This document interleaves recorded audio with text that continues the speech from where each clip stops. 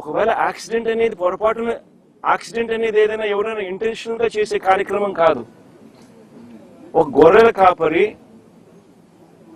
40 సంవత్సరాల వయసులో ఆ గొర్రెల కాపరి ఉంటాడు. వయసు అయింది ఆల్మోస్ట్ ఇంచుమించు.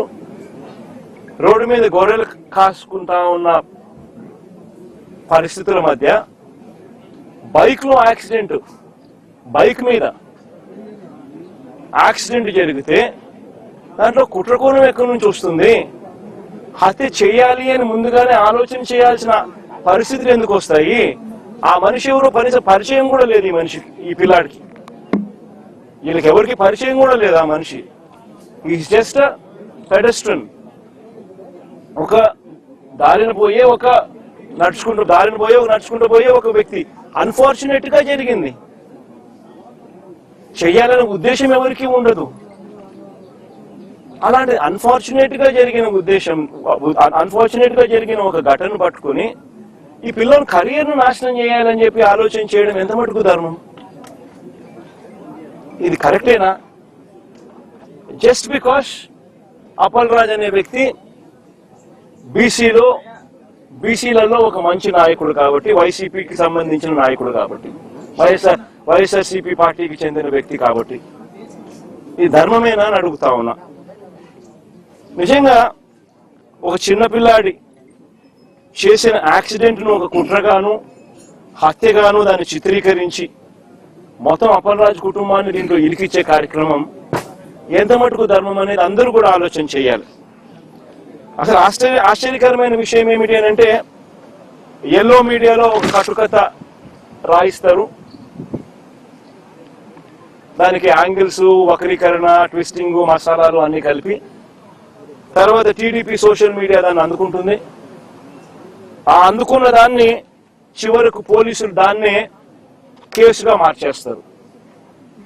నిజంగా రాష్ట్రంలో జరుగుతా ఉన్న మాఫియా సామ్రాజ్యం ఇదే. ఇది ఓ ఈనాడు, ఒక ఆంధ్రజ్యోతి, ఓ TV5, ఓ చంద్రబాబు, ఓ లోకేష్, వీళ్ళకి సంబంధించిన గవర్నమెంట్, వీళ్ళకి సంబంధించిన పోలీసులు. ఇది ఒక మాఫియా సామ్రాజ్యం.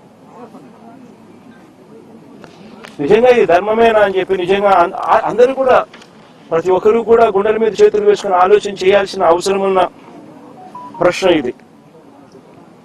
అప్పల్ రాజ్ విషయానికి ఒకసారి వద్దాం. అప్పల్ రాజ్ అనే వ్యక్తి 10వ తరగతిలో he was state first rank. Appal Raj అనే వ్యక్తి వీళ్ళ నాన్న 10th క్లాస్లో స్టేట్ ఫస్ట్. చంద్రబాబు నాయుడు గతంలో ముఖ్యమంత్రిగా ఉన్నప్పుడు వచ్చి అవార్డు ఇచ్చినాడు వీళ్ళ నాయనకు, స్టేట్ ఫస్ట్ అవార్డు ఇచ్చినాడు.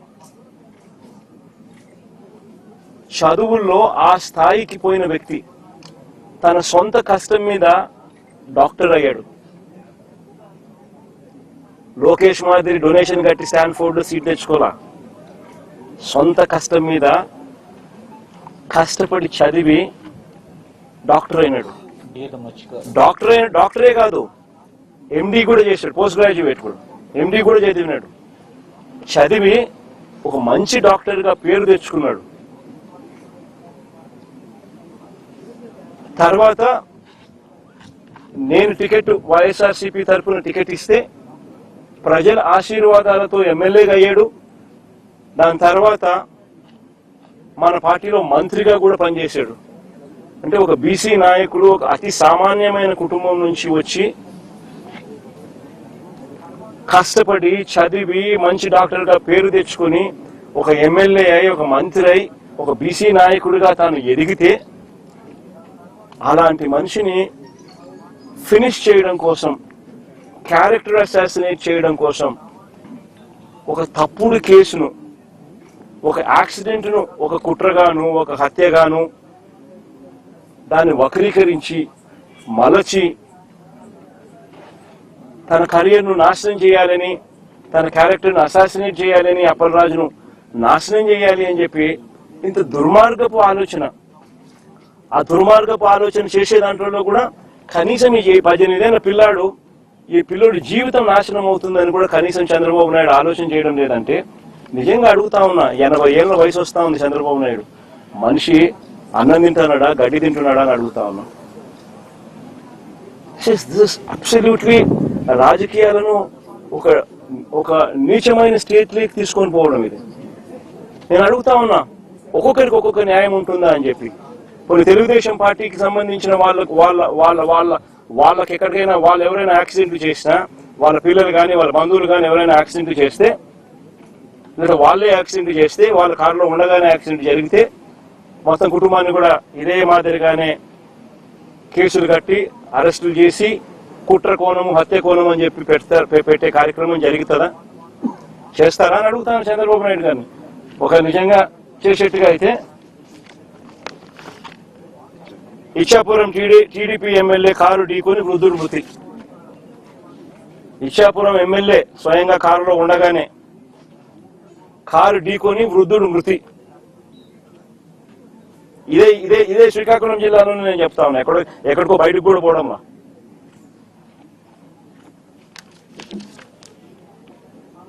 (31/12/2024).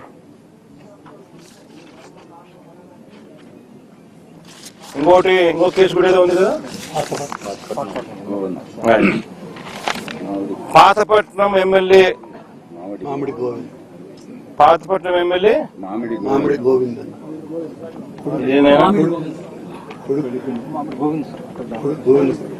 ఇదేంది కొడుకును తప్పించి డ్రైవర్. పాతపట్నం ఎమ్మెల్యే ఇదే జిల్లాలోనే ఇదే తెలుగుదేశం పార్టీకి సంబంధించిన పాతపట్నం ఎమ్మెల్యేకి సంబంధించిన మరో కార్ యాక్సిడెంట్. మళ్ళా వాళ్ళలో అక్కడ ఎవరిని అరెస్ట్ చేసినారు? ఒక్కొక్కరికి ఒక్కొక్క న్యాయం వర్తింపజేస్తే నిజంగా బతకదు, వ్యవస్థ అనేది బతకదు. ఒక చెడు విత్తనాలు నాటుతా ఉన్నారు. ఈ చెడు విత్తనాలు రేపొద్దున వృక్షాలు అవుతాయి. మీరు ఏదైతే నాటుతా ఉన్నారో రేపొద్దున అది ఒక వృక్షమై మొత్తం సిస్టమ్ ని నాశనం చేస్తుంది. అబ్సల్యూట్ గా